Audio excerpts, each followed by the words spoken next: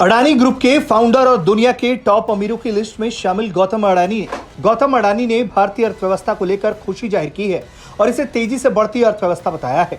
भारतीय इकोनॉमी को लेकर गौतम अडानी ने कहा कि साल 2030 तक भारत दुनिया की तीसरी सबसे बड़ी अर्थव्यवस्था के रूप में उभर कर सामने आएगा, यानी कि इंडिया बनेगा third largest economy of the world. इसके साथ ही उन्होंने कहा है कि साल 2050 तक भारत दुनिया की दूसरी बड़ी अर्थव्यवस्था बन जाएगा। मुंबई में एक कार्यक्रम में हिस्सा लेते हुए उन्होंने ये बयान दिया है। इसके साथ ही उन्होंने कहा है कि भारत की इकोनॉमी के लिए अगले 30 साल बहुत अहम है। इस कार्यक्रम में उन्होंने कहा कि इस दौरान भारत को एंटरप्रेन्योरशिप पर खासा ध्यान देने की जरूरत है। वहीं भारत के युवाओं के साथ ही इस सफर में बहुत अहम होगा।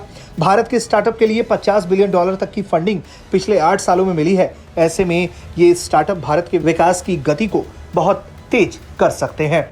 इसके साथ ही उन्होंने कहा है कि भारत को ग्रीन एनर्जी पर भी खासा ध्यान देने की जरूरत है। सोलर पावर और हाइड्रोजन एनर्जी दोनों ही भारत के भविष्य के लिए बहुत अहम है।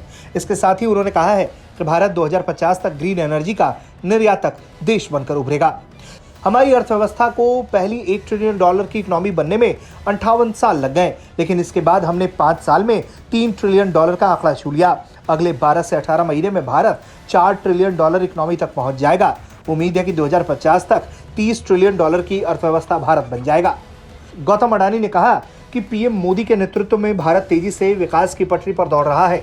इसके साथ ही उन्होंने कहा कि आज़ादी के वक्त ऐसा माना जाता था कि भारतीय लोकतंत्र ज़्यादा दिन तक नहीं रहेगा, लेकिन बीते 75 सालों में हमने एक मजबूत लोकतंत्र का उदाहरण पूरी दुनिया के सामने पेश कर दिया है।